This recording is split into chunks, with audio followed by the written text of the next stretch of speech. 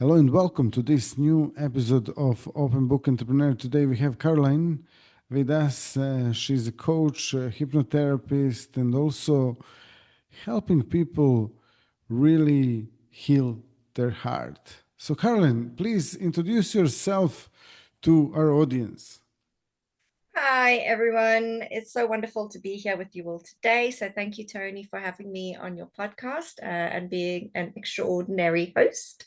As Tony said, I'm a hypnotherapist and a mindset mentor, and I specialize in a truly unique, phenomenal modality called heart healing, which is based in hypnotherapy. So, I take my clients on a journey into their heart space. And we are fixing what we call the relational wounds. So, what are the relational wounds? These are everything to do with feeling enough.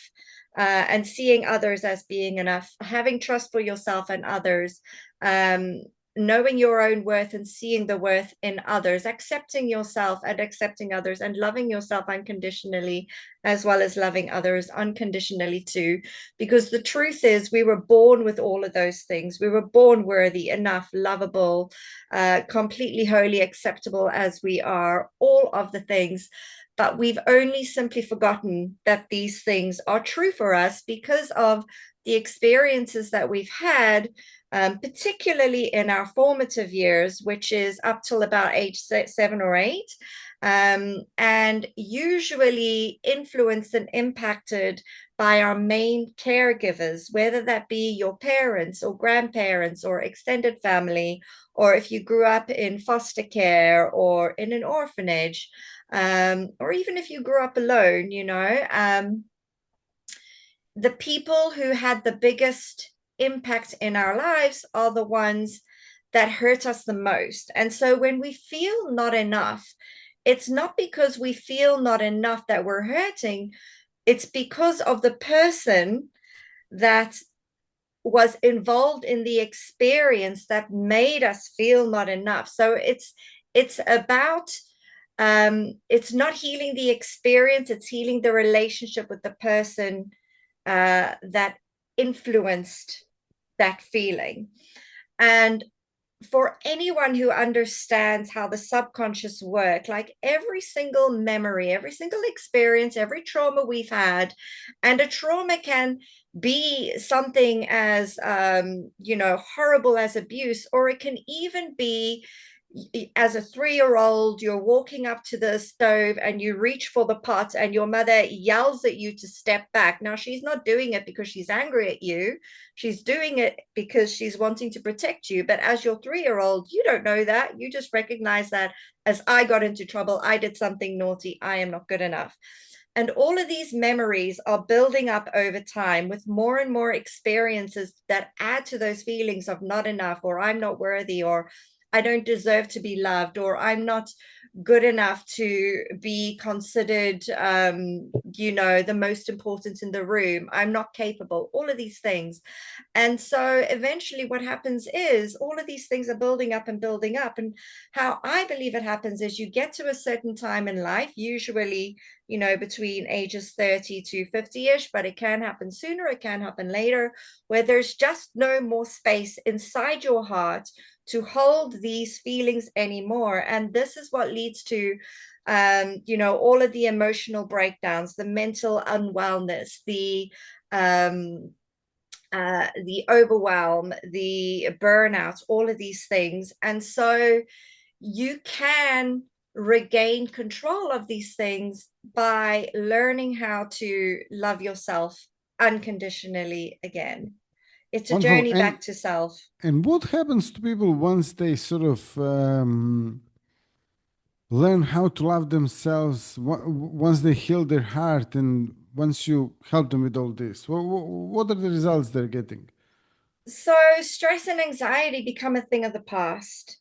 You have this incredible magnetic confidence about you because you believe in yourself and you know your worth. And so your confidence radiates and grows. And when you are the most radiant, confident person in the room, then your energy is impacting those around you. So you soon start to see that things in your life just start to unfold magically for you. Um, it's just beautiful because when you have this unconditional love for yourself, then people who are finding fault with you or people who are trying to bring you down, they just don't have as big of an impact anymore because you understand, you know from the inside that you are good enough and you are lovable. And this grows and grows and grows and grows and grows over time, the more and the more you are leaning into it. Totally, yeah. And what inspired you to actually get into this line of business? So I lost my mom when I was age 13. And up until that point, we'd had a very happy family life, very loving, very caring. We'd had all the things that we needed. And then we lost my mom and we lost everything over pretty much overnight. Within 6 months, we had to sell our home, move out. So I kind of went from having it all to having nothing within a 6 month period. I then entered into this victim mindset where woe is me, the universe owes me everything, and I was just waiting for someone to rescue me. And that took me up until my early 40s, when I lost two friends to suicide. And I realized I was on the same track.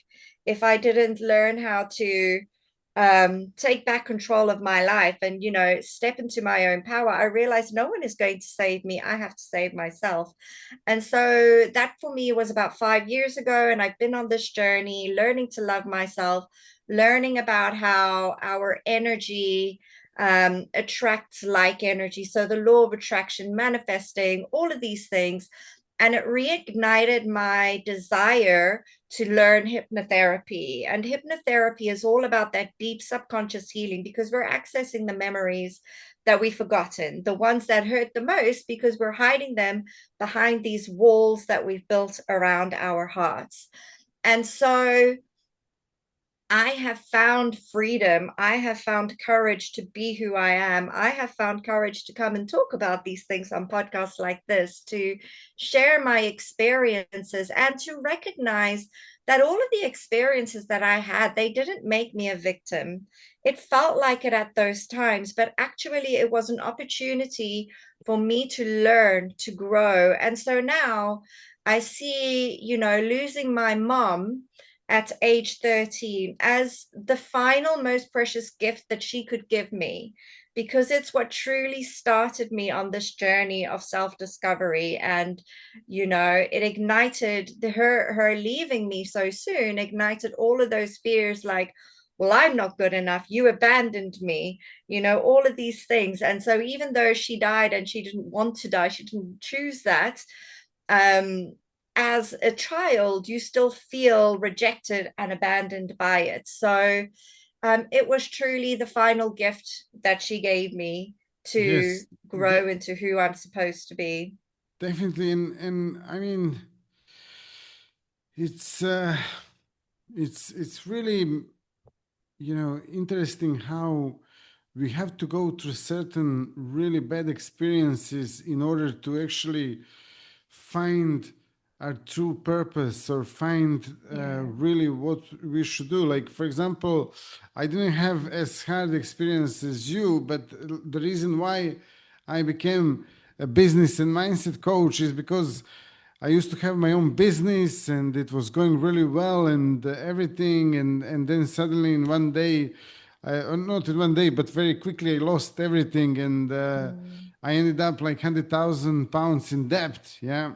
Ouch. And there was a disaster, such a big disaster that until that moment, in my 20s, in my mid 20s, I was really like happy, outgoing, and everything. And then this just put me down into depression, and I didn't know how to deal with that. I didn't know how to, overcome that. I didn't know how to rebuild myself as a business as well.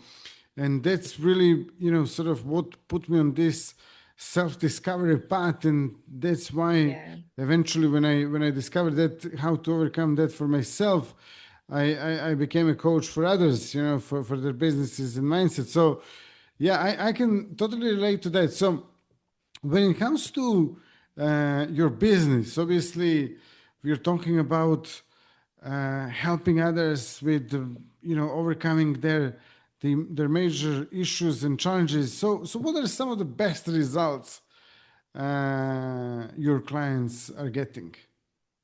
So I have had clients who had fears about being in social situations, like visibility fears, even just around friends.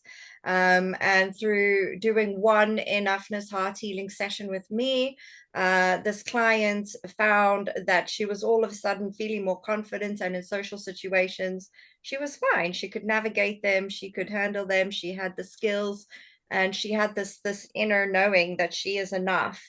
I've had clients who've been stuck in their business. I had one client, she was really stuck in her business, and I was working with her for just a few weeks. I think it was 8 weeks. And during that time, she ended up going on to signing a huge contract with a pharmacy group in Malta to kind of grow her business, to promote her business. She's a coach for children.